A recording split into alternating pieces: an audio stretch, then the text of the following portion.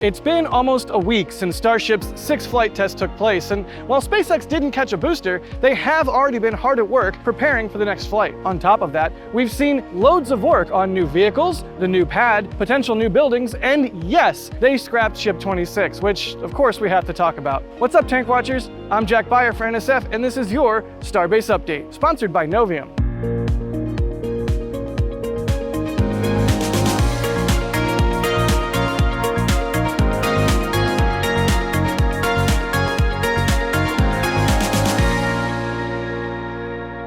So, as you probably know by now, Starship flew for a 6th time last week, and we've gone into everything that happened on that flight in the latest episode of This Week in Spaceflight, so check that out. Alicia did a great job of going through all the important stuff from Flight 6. But what happened here in Starbase? Well, there's a lot to cover about the aftermath of the launch, so let's do that now. As we've already seen on past launches, the launch mount at Pad A got absolutely roasted as usual, although at least this time it was only because of launch and not because of launch and landing. Also, like on previous flights, workers returned back to the pad very quickly after launch to inspect and work on the myriad of systems and hardware that need to be checked out and signed off on before proceeding with the next launch. This includes the return of the scaffolding on the launch mount, the return of the dance floor, and of course, the swarm of lifts and cranes working around the clock to get things ready. Since the launch, we've also already seen the reinstallation of the launch mount guiding pins back on the launch mount's deck. As a reminder, these are removed shortly before launch. Their reinstallation means that the launch mount is another step closer to being ready to have another booster installed on it for some testing. We also saw workers carefully inspecting the main propellant lines on the launch mount, trying to make sure everything is still good to go after Flight 6. And of course, to the surprise of no one, there's lots of work again on the booster quick disconnect. Due to the pad avoidance maneuver, it tends to get roasted the most on every launch. On this launch, however, it seems like the ship quick disconnect was the one that suffered the most damage. Despite faring rather well through the last couple of flights, this time it seems like the umbilicals got quite burnt during launch. We can even see that the door that is used to cover the end of the umbilicals is charred from the fire. This is probably something that teams will have to work on for future flights. Perhaps one of the most noticeable pieces of damage was the bent tower at the top of the launch tower. It's not fully clear what this tower is used for, since the only documentation for it is super antiquated. We've always been able to see what appears to be a weather station up top and perhaps some antennas, so it may be used as a weather and communications antenna. Whether this has anything to do with the communications issue that Elon mentioned was the cause of the booster diverting on Flight 6, well, we don't really know. There are a bunch of other ways the launch control room could communicate with the launch tower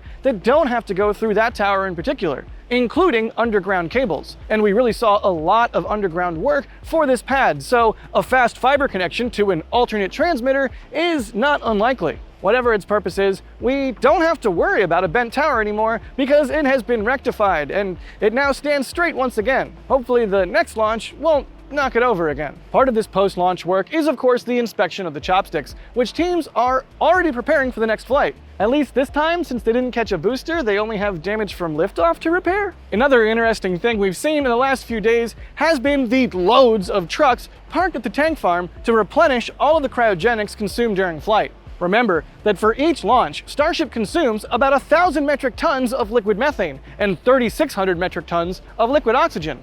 The tank farm also uses roughly 1,000 metric tons of liquid nitrogen per launch, and the great majority of that is lost. So there's a lot of consumables that need to be replenished after every flight. And soon, these trucks will need to load even more of these consumables because a new tank just arrived this week at the launch site. So if you like tanks and you thought there weren't enough here at Starbase, you're in luck. You know why else you're in luck?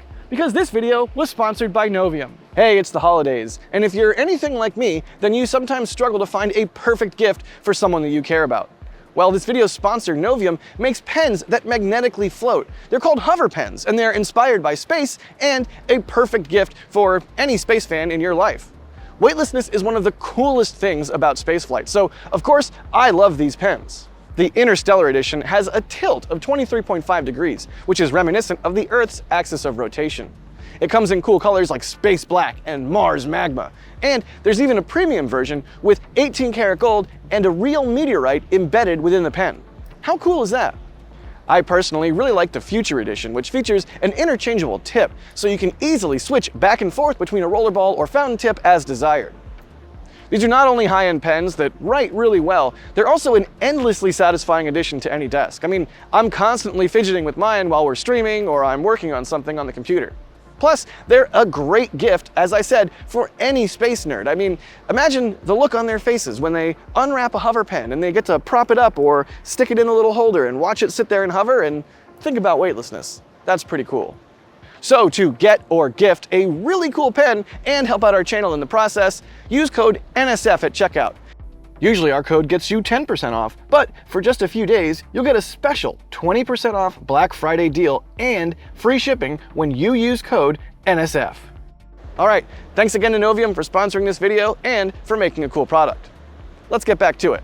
So with all that work preparing Pad A for the next launch, let's take a look at the work on the other pad, which won't host a launch just yet, but you know, they're steadily working their way to that. After the big CC8800-1 crane was taken apart earlier this month, a lot of crane fans probably felt sad about it. But don't fret, because we have a new big crane being put together. This new crane is another Liebherr LR11000 crane, very similar to the one SpaceX owns and operates here at the launch site. However, from the looks of it, it seems like the configuration of this crane is different.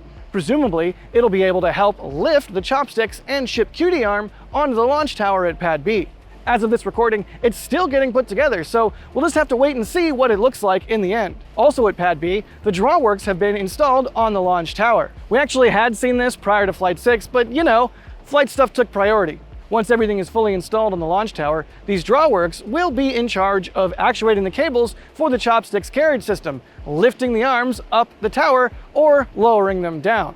And just last week, we also saw the cable spool being installed on the launch tower, which is kind of needed to move the whole thing up and down. Another important piece of hardware is the launch mount for Pad B. The work is being done on it at the Sanchez lot, and we've seen a lot of activity in the last couple of weeks. This is because SpaceX has now received all of the big pieces for the middle layer of the launch mount, which is the layer that will house the 20 hold-down clamps to hold down the rocket. As expected, workers are now going through all of the pieces and welding them together and to the bottom layer to make it all a single unit. Now, while all of the big pieces have been delivered, there are still some smaller pieces left to arrive, which will help fill in the spaces between the corners of the mount and the sides of the mount. We'll keep our eyes peeled, as usual, for whenever those pieces come in. Work is also still underway on the carriage, the chopstick arms, and the ship quick disconnect for Pad B. Teams continue to reinforce the carriage system and chopstick arms, which are being brought up to spec, so to speak,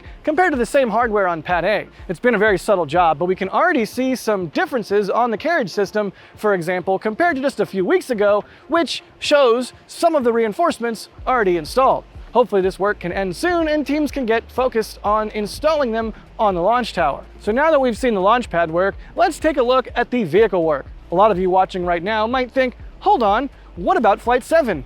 When are they gonna do that? Hold on, what about Flight 7? When is that gonna be? Well, in terms of launch pad readiness, it kind of looks like SpaceX has more than demonstrated that they can get it ready for a launch in just over a month from the previous one. So all eyes now turn to the vehicles for Flight 7. For Starship's next flight, we expect SpaceX will fly Booster 14 and Ship 33. Booster 14 underwent cryogenic proof testing just a few months ago and returned back to the Mega Bay to get engines ahead of launch. We recently saw it inside of the Mega Bay prior to Flight 6 when SpaceX shared pictures of Booster 13 rolling out to the pad. Back then, it did not have grid fins, but that likely changed soon after. Just 3 days before Flight 6, I spotted a set of grid fins waiting at the door of the Mega Bay, which were likely heading into the bay for installation on Booster 14. So there's a good chance that this booster gets ready for engine testing in just a few weeks and we see it back at the launch mount, ready to breathe fire. After its engine test campaign, we can assume that teams will continue working on Booster 14, maybe installing retrofits based on the lessons learned from Flight 6, and just improving the overall design and reliability of the vehicle. In the case of Ship 33, this one's going to be the very first Block 2 ship, meaning there are a ton of physical changes to the vehicle compared to the ones we've seen flying until now. Ship 33 completed its cryogenic proof testing campaign last month, and it got its engines right before Flight 6 as well. All Raptor 2 engines in case you were wondering. So the good news is that in theory, the ship could roll out at any time to the Massey outpost for engine testing. So we'll keep our eyes on the usual road closures and movement of hardware and whatnot. However, after engine testing, we have no idea if SpaceX may want to take some more time working on the vehicle. If you watched the last episode of This Week in Spaceflight, where Alicia talked all about everything that happened on Flight 6, you might already know that Elon said that for the next flight, they're still going to land the ship in the ocean. But if that landing goes well, then they'll try to catch the ship the following flight with the chopsticks. This has all sorts of potential implications for Flight 7. It kind of makes sense that SpaceX may want to test Reentry with the new version of a ship before attempting a catch with it. But it also begs the question of whether Ship 33 will be retrofitted with catching hardware to validate that it can survive a re-entry. On Flight 6, Ship 31 had over 2,100 tiles of its heat shield removed from the sides so that SpaceX could validate whether they could install this catch hardware or not on future ships. As we saw during SpaceX's live stream, the sides of the ship did not seem to like the heat of re-entry, and on the most recent buoy cam video we can see a lot of charring and damage to the side of the ship as well. All of this is to say that there is a non-zero chance that SpaceX may try and work on Ship 33 for a bit to retrofit all of these lessons learned from Flight 6 into the vehicle. This is not to mention the potential that SpaceX may change the flight profile as well. Other than the ship landing again in the ocean, we have no idea what SpaceX may want to try on Flight 7. Now that they've demonstrated an in-space relight of a Raptor engine, maybe they'll try and fly into an actual orbit. No one knows. Actually, I know. Hi. I'm Future Jack, and while Past Jack was recording, we discovered a document from NASA which answered all of our questions. A new exemption request sent from NASA's Air Operations Division to the FAA was received by the FAA on 15 November. This document is to request exemptions on interior and exterior lighting regulations as they calibrate their Gulfstream 5 to image the re-entry of Flight 7. And side note, if they're actually able to image the entry of Flight 7, boy is that footage going to be awesome. I hope we see it. This document also reveals that Flight 7 was, or is, scheduled no earlier than January 11th. However, this document was filed before Flight 6, so the date may not be that accurate anymore. Although, after the shenanigans that happened with Flight 5's launch date and how far left it moved, I'm not taking anything off the table. This is SpaceX after all. We also learned from the document that the ship re-entry would occur over the Indian Ocean and would be approximately 1 hour after flight, so it'd be another flight profile like those we've seen since Flight 3. We aren't sure if the no earlier than January 11th date is still holding true, but it gives us a good idea of what SpaceX is planning to do on the next flight and how quickly they're planning to get the next flight underway. We'll be on the lookout as usual for any changes if they pop up anywhere. I'd say though that there's probably a non-zero chance that at least we end the year and both Ship 33 and Booster 14 have finished their engine test campaign. That would be a nice Christmas treat. But what do you think? When will Flight 7 happen? Let us know in the comments. Needless to say, not all work here at Starbase is about the next launch, but also many launches down the line. This week, we were able to take a glimpse at some of the progress on some of those other flights. If we go back to that SpaceX picture of the Mega Bay I mentioned before, we can see not just Booster 14, but also Booster 15 sitting on one of the turntables inside the Mega Bay. Well, after this photo was taken, SpaceX moved the booster to the center workstation in the Mega Bay, and that's where it currently is. Just a few weeks ago, we talked about how SpaceX had already begun installing the carbon dioxide tanks, and in this picture, we can see that they're already on the vehicle. Given where it is right now in the build process, there's a good chance that perhaps in the next few weeks, Booster 15 rolls out to the Massey Outpost for cryogenic proof testing, so that it can then come back to the production site and get its engines installed. Also in the last few weeks, another vehicle that has seen some love was Booster 16, which now has completed its liquid oxygen tank. We had seen barrel sections for this tank going into Mega Bay 1 over the last month or so, and finally this week we saw the aft section rolling into the building. Other than the fact that it had a US flag hanging on the side of it, this aft section doesn't seem to have any huge changes compared to previous ones. This section is the one where the engines will eventually be installed and hooked up to. So whenever we see a new booster being born, this is one of the places to look for big changes. The same is also true for the common dome and forward dome sections, as those also contain things like pressure valves, the tank bulkheads, the grid fins, and so on.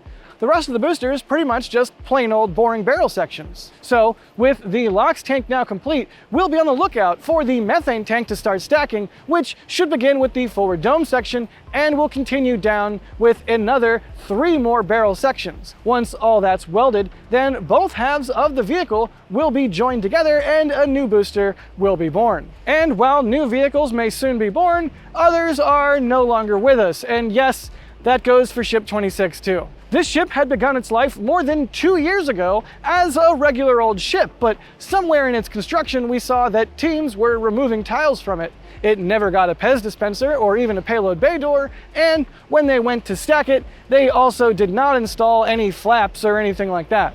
It then went on to perform cryogenic proof testing and even got engines. It then underwent engine testing both at the long-gone suborbital launch site and then at the Massey outpost. Workers also installed very weird and long stringers on its body, which didn't make sense at all and frankly still don't make sense to this day. But now, all of that is gone. Right after Flight 6 happened, Ship 26 rolled from the rocket garden and into the high bay to be scrapped. Rest in peace, Ship 26. Kevin and some other people will miss you, I guess. And for the record, I didn't actually hate Ship 26. What I hated was the false hope that it gave people that it was going to be something cool. It was just a weird test article, no different than like SN2. I mean, SpaceX surely got some data out of it, and that's a good thing, and it made a lot of people happy, and that's a good thing. But if you're looking for a tanker ship or an HLS variant, just wait. Since our last Starbase update, teams have made a lot more progress on the Starfactory building, and guess what? There's now a logo. That's right, SpaceX installed an X logo on the side of the office building, which kind of makes it look even cooler now. What will probably look even cooler is being able to see up to 25 launches from that building, and soon, SpaceX employees may be able to do just that. That's because this week, the FAA released the revised draft tiered environmental assessment for SpaceX Starship/Super Heavy increased cadence. If this sounds even slightly familiar to you, it's probably because they already released a draft of this back in late July, and we in fact did a nearly 30-minute video going in and looking at all of the interesting bits of info from it. If you haven't checked that video out, you should, because the document is like 160 pages long, and boy, there's just no time in this episode to go through all that again. However, what we do have time to do is go through all of the changes since then. The whole reason there's a revised draft of this environmental assessment is because a few weeks after the original draft was released, the FAA paused its public comment period and said it would need to be revised. Later, we then learned the reason for the pause of the public comment period was because the FAA got wind of the whole water deluge permit situation, which we also covered at the time on our channel. So in light of that, there's a few changes that are quite important to note. In the original draft, SpaceX proposed to increase Starship's launch cadence out of Starbase from the current 5 launches per year to 25 launches per year, with at least one of those during nighttime. This nighttime launch being considered any time between 7 p.m. and 7 a.m. Central. On this revised draft, while they still propose 25 launches a year, the number of nighttime launches has gone up to 3.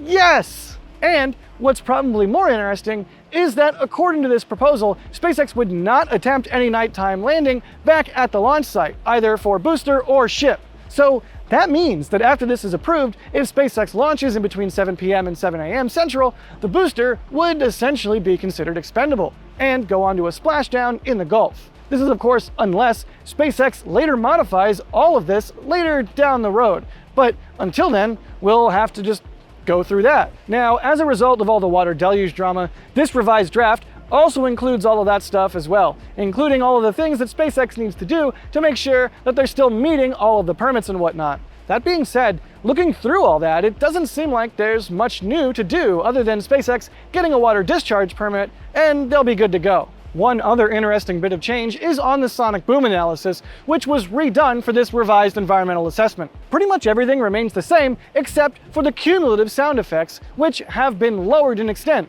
likely due to those expendable nighttime landings of the booster, which means the study no longer contemplates nighttime returns to the launch site. So with all that, what's going to happen now? Well, the FAA says that this modification presents no significant environmental changes compared to the previous assessments, like the one from 2022. Does that mean that all is done and everything's well? Not quite yet. There's still a 58-day public comment period during which the public can give their input and send their concerns, complaints, and other types of feedback. Once that's done, then the FAA will evaluate whether it needs to redo the assessment, or if it was correct in its deliberation, then everything was good to go. In such a case, then we'll get our old friend FONSI, or Finding of No Significant Impact.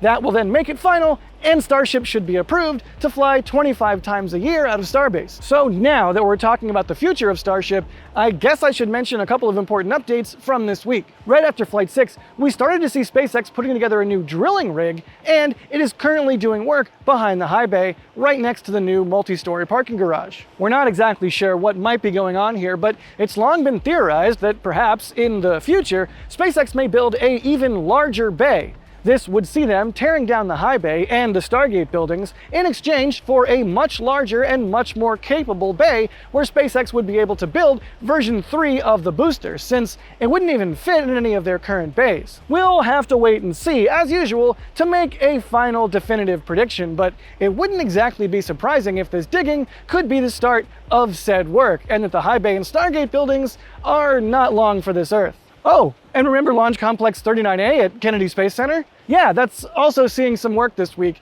with a small crane being rather busy all over the place. We don't know what it is for, but that's going to be something the NSF Cape team have to figure out on a future KSC flyover. Well, that's going to be it for this week. That was a lot. Thanks again to Novium for sponsoring this video. Don't forget to take advantage of their sweet Black Friday sale and use code NSF, or go to the link in the description to get 20% off and free shipping on your order. All right, thanks for watching. Have a good Thanksgiving if you celebrate, and don't forget, be excellent to each other.